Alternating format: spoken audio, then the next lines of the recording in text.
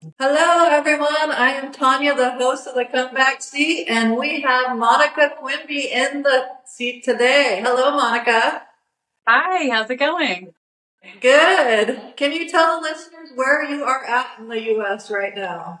Yes, I'm in the Tampa, Florida area. It's a little chilly today, so I have my long sleeves on, but hopefully And it'll warm what, up. tell us Oregonians what's chilly to you? I know. Chilly to me, it's like the 40s right Yeah, now. So yeah, which is pretty cold for like, Florida. yeah, I'd be mad if I was on vacation in Florida right now and I'm wanting to get the heat. exactly. You're definitely not getting in the pool. That's for sure. Yeah. Well, Monica, welcome to the Comeback Seat, and I am excited to hear about your journey and all that you've been through. You are an amazing athlete. I've read some things. I have been inspired. Can you tell the listeners a little bit about Monica? Just a brief, because we'll go into specific questions in a little bit, but just tell everyone who Monica is. Sure. So my name is Monica Quimby. I'm on the U.S. women's sled hockey team. I've been on the team for 12 years. I'm also on the Tampa Bay Lightning sled hockey team, and I'm the co-captain of that. And I've just been super all into sports and adaptive sports. And I got paralyzed as a skier, as a collegiate skier. So, sports is in my blood, being an athlete's in my blood, and that's the biggest part of my story. Okay. And how long ago did you get injured? I got injured in 2006. Okay. And then that's when, now, had you done hockey before then? I've done some pickup hockey. I've done pond hockey. I'm from Maine originally, so Okay. hockey in general, it just runs in your veins. So it's like a high school sport almost. There's high school games and, It was just or, a fun pickup that we would just do like out on like ponds and stuff like that. So very cool, because it's not something that's typical here. And it's always nice to hear of people that actually go on the ice and play hockey. It's very rare, and it's awesome that you are doing this journey. And tell me a little bit about what age were you when you got into ice? And what age were you when you were? You said it's in the blood. So did you start really young when you were running around on the ice? So I was a skier. That was my winter sport. That's what I did all growing up. So I started when I was about 4, and then I started racing when I was in like about 7. So ski racing was definitely my winter sport. That's what I did. I did alpine or downhill, and did the slalom and the giant slalom. So that was definitely what was part of my background, was in my blood, and it's also how I got paralyzed. And the day you got paralyzed, did you think that mentally and physically, did you think that you could not do the sport again? How were you feeling at that point? Yeah, when it came to skiing, it was so devastating at first. And I was still in college at the time. So my biggest thing was to go back to normalcy the best I knew how, which was to go back to college, complete my degree. And after completed actually my bachelor's and my master's, that's when I fell in love with adaptive sports and being at this high level of competitiveness yet again. Now you're a busy, busy body. So I read an article that you have a hard time saying no. So you go and go and go. Were you recently just in Finland? Did I read that right? So we're going to be hosting a camp in Finland. Oh, So okay. the first ever international women's para ice hockey development camp. And I'm so proud to be a part of it, to help organize it, to help get it going. And I love helping being a spokesperson for it. And I can't wait to get more countries and more ladies and women involved, especially it's National Women and Girls Sports Day today. So what better day? Oh, that's awesome. And it now, are you guys sponsored, or how do you financially go out and do all of the fun things that you're doing? Yeah, so we're under the governing body of USA Hockey. That's who we're all under. and we are the U.S. women's sled hockey team. So they're the ones that are our national governing body, and they're the ones that are able to fund us for camps and worlds and series, etc. And how does one get involved if they're wanting to do a sport and they're paraplegic? How do they find you guys? Yeah, definitely. There's tons of club sports that are all over the United States. So definitely go to look at adaptive sports. There, depending on your area, there's going to be plenty of adaptive sports for you to try and try them all. I really encourage people to try a little bit of everything because you never know what you're going to fall in love with. I actually started with paracanoe. That's what brought me down to Florida initially. And I got the silver at international for paracanoe. And I was recruiting people for sled hockey from sled hockey to do paracanoe. And then I fell in love with sled hockey. And so I just got all into the sport. I love the camaraderie. I love the team sport. I love everything about it. And the fact that it's the same rules that it's upright hockey and full check, it completely captured the independence that I was looking for. And what is a typical training day for you for your hockey? What's a typical training day? Yeah, so a typical training day is definitely a workout or an ice time, and making sure that you're fueling your body, you're getting enough rest, you're getting hydrated. So like I always have like water with me, and right now I have some lemon and some electrolytes in here. So it's just constantly being very mindful of what you're putting into your body so that your body's able to perform at the best capable level. And how many hours a day do you train? I would say at least a couple hours a day. So Okay. you're either going to be doing physical things, you're going to be looking at tape, you're going to be, you're constantly, if you're in love with the sport, it doesn't feel like a job. That's the biggest thing. So Yeah. That's funny you say that because my son, he would play hours and hours of basketball, and I'd always be like, "You need to eat. You need to eat." And he loves basketball. Time doesn't matter. It's therapy. It's like everything he enjoys, and I was just like always worried about him, but that makes sense. And then recently, you started a new adventure, or I'm not sure if it's new, but it sounded kind of new. A retreat. Did you come up with a new name for your retreat adventures? yeah, so it's evolvable adventure. So we're really loving like the whole evolution, evolving, and I think that it's so encompassing of really like how the disabled journey is, and that we're constantly having to not only evolve but adapt and overcome to all the new things that happen as you are navigating life as a person with a disability. So you're surrounded by people like-minded and encouraging, and then do you set up if I were to sign up for a retreat, do you set up the rooms, the accessibility rooms? Do you find out what exactly I need? And I pay the lump sum and you do all the work, basically. Yeah, exactly. And that's the biggest thing is that we wanted to make it all inclusive for all people with disabilities, right? So it's like, we didn't want to just like exclude anybody out. So we really want to make sure that, because we're all on that one journey, right? To live the best life that we can. And that's what I'm trying to enable with this new company and this new opportunity. So you added this on top of everything. Plus, you're getting married soon. Yay! Yes, I am. Congratulations. And now who is he and how did you guys fall in love? Oh, his name is Dan, and we actually fell in love over sport. So he's in the golf world, I'm in the hockey world, and we went out to dinner, and we're both from New England. I'm from Maine, and he's from Boston. So we instantly bonded on our love of Boston sports, and 3 hours later, that was the quickest night of my life and the best night of my life. So it was amazing. Congratulations. Thank you. When is the wedding date? It's coming up the end of March, so just a few short months away.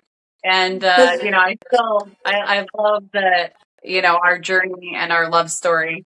He's also a cancer survivor himself, so we've both dealt with some pretty big things in our lives, and we're able to find love. And it's just such a great, we have such a great partnership, and we really help each other out. And it's just such an amazing, amazing love story. And did you guys, does he travel with you quite a bit, or is he busy with his golfing, or? Yeah, he's busy with golf and his work and doing his stuff, but that's the great part is we have that commonality that we both are so passionate and love what we do. Me with hockey and him with golf, that it's just like we're all in, and we share about our love for our sports together, and that is one of the biggest reasons that it works. That's great. And now, who are your sponsors? Do you have some sponsors, Monica? I do. I have some sponsors. I have my sled sponsors, the Kelly Brush Foundation. I'm really proud to say that. They have been incredible. The Challenge Athletes Foundation has sponsored me throughout my years as well, depending on what my needs were. USA Hockey, like I said, is one of our big ones. They're doing doing all of our national competition. And then also the Tampa Bay Lightning sled hockey team. Really grateful that the Tampa Bay Lightning development program, they are really help out with a chunk of the cost. So really great group of people, and yeah, I'm just so lucky to be able to really do this sport. Now, does your family, are they very supportive? Are they still in Maine? Do they come visit you quite a bit? Yeah, so they're in Maine. I have some down here in Florida, and they're super supportive. I'm super grateful for all of my family and friends. They've been cheering me on from day one, and tons of love out to all of them. And what does the future hold for Monica? What is your goal? Future goal to just continue to be a leader. That's my biggest thing right now, is being that leader and helping people in getting into adaptive sports and developing the retreats, and really, continuing that leadership position so that I can bring up other persons with disabilities into the sport that I love and into travel, and just proving what you can do. That's the biggest thing, is that, like, I don't mind paving the way. I'll do it. I'll make sure, and I'll bring y'all with me. And your next retreat, where are you guys going? We haven't decided yet. We're between a couple different ones. We're doing some site visits. So right now we just did a site visit in Colorado, and in a couple weeks we'll be doing a site visit down here in Florida. So we're definitely looking at different areas, and also assessing what needs are going to be for our community. I think I voted. You had a vote on 4, and I think Florida was my top pick, and then Colorado was my next one. Yeah. And what time of year do you want to do these retreats? Is there how many do you realistically see yourself doing a year? A couple of a year. We're thinking about doing a couple a year. So depending on what is the availability also of the place that we're going to. But I would love to do Florida in the winter to get people, to come on down and get out of the cold. And Colorado could really be either time. It could be either the summer or the winter, depending on if you like mountain biking or skiing and just what programming is available. Okay. And you'll have like adaptive equipment there when you got there. You said something about mountain biking, which I couldn't do, but I could go on an adaptive kind of equipment, right? Yeah, absolutely. And that's one of the biggest things, is that it's going to be for disabled people by disabled people. And I think that that's such a huge thing, is that we already understand, we're already adapting our own lives. So I think that is such a huge asset of what we're going to be doing with this new company. 100%. And I am excited because that is one of my future goals, is to go on one of your retreats, because exactly what you said. And when I go, like I went a couple of years ago to Hawaii, and it was extremely hard. It was very hard, and it was hard on my friend. And I still want to have fun out there, and I want to meet new people. And I think that this retreat thing is amazing, and I appreciate you, and I thank you for coming up with such a great opportunity for people like myself and disabled community. And Okay. if you could tell a listener that is struggling today with maybe getting into a skiing accident, or someone that's listening and that's doing a major transition in life, what would be your tools in your toolbox? What would you tell them? Don't be afraid to keep reinventing yourself. That's the number one thing. Don't be afraid to try something new. You don't have to be the person you were before your accident, or you don't even have to be the person that you were yesterday.